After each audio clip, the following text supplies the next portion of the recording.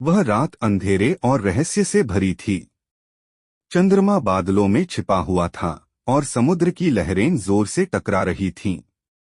शहर के बाहरी इलाके में स्थित समुद्र तट, जहां दिन में लोगों की भीड़ होती थी, रात में खौफ और सन्नाटे से घिरा रहता था। इस तट पर एक किंवदंती मशहूर थी, एक ऐसी चुड़ैल जो कई साल पहले यहीं मरी थी और उसकी आत्मा अभी भी तट पर भटकती है, अपने साथ हुई नाइंसाफी का बदला लेने की कोशिश में।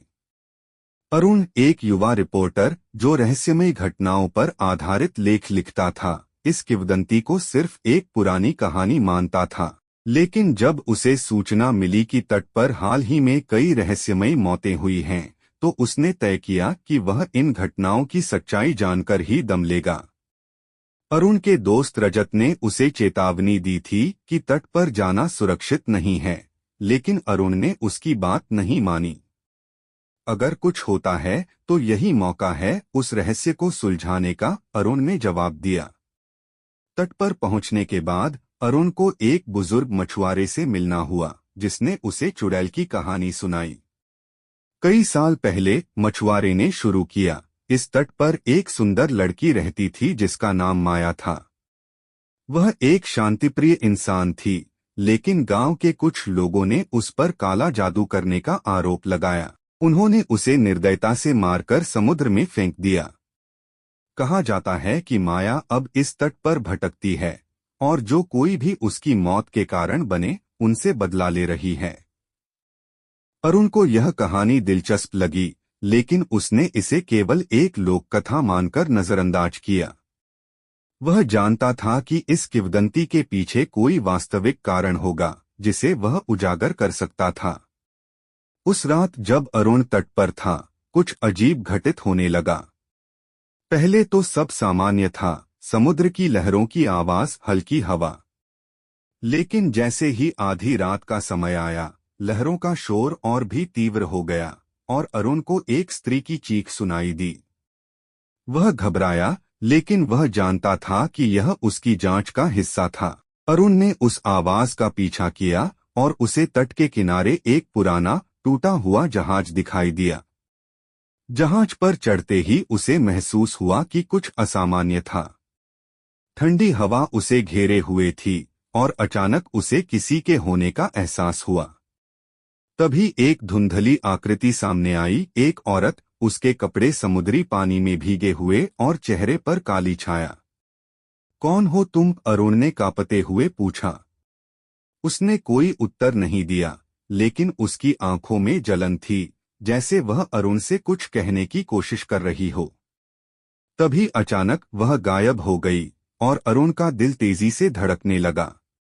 अगली सुबह अरुण ने गांव के कुछ बुजुर्गों से बातचीत की। उसने पाया कि माया का असली नाम अलग था और वो गांव के प्रमुख के पुत्र से प्रेम करती थी। लेकिन जब वो गर्भवती हुई तो गांव वालों ने उस पर झूठा आरोप लगाकर उसे मार डाला। असल में माया निर्दोष थी और उसकी आत्मा न्याय की मांग कर रही थी। अरुण ने महसूस किया कि वो उन घटनाओं के बेहद करीब था, लेकिन उसे इस कहानी का अंत समझ में नहीं आ रहा था। वो जानता था कि माया की आत्मा केवल उनसे बदला ले रही थी जिन्होंने उसकी जिंदगी बर्बाद की थी। लेकिन अरुण का क्या था? वो क्यों उसके पीछे थी? उस रात अरुण फिर से तट पर गया।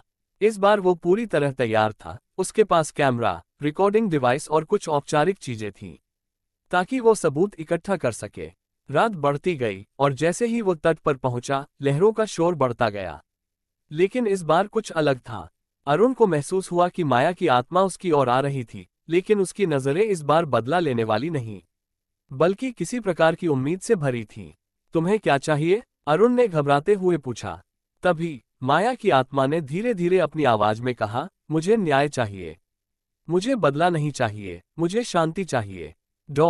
अरुण को समझ में आ गया कि माया की आत्मा उन लोगों के खिलाफ थी जिन्होंने उसे गलत तरीके से मारा था।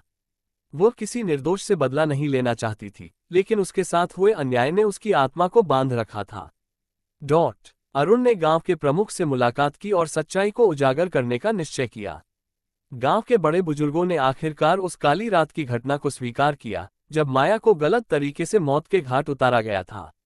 अरुण ने इस सच्चाई को मीडिया के सामने उजागर किया, जिससे गांव वाले शर्मिंदा हुए और माया के नाम पर एक स्मारक स्थापित किया।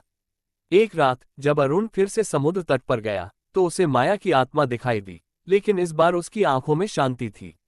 धन्यवाद, उसने कहा, और उसके बाद वो एक तेज रोशनी में बदलकर गायब हो गई। अरुण ने महसूस किया कि माया को अब शांति मिल चुकी थी और तट की किंवदंती अब सिर्फ एक डरावनी कहानी नहीं, बल्कि एक न्याय की खोज का प्रतीक बन गई थी।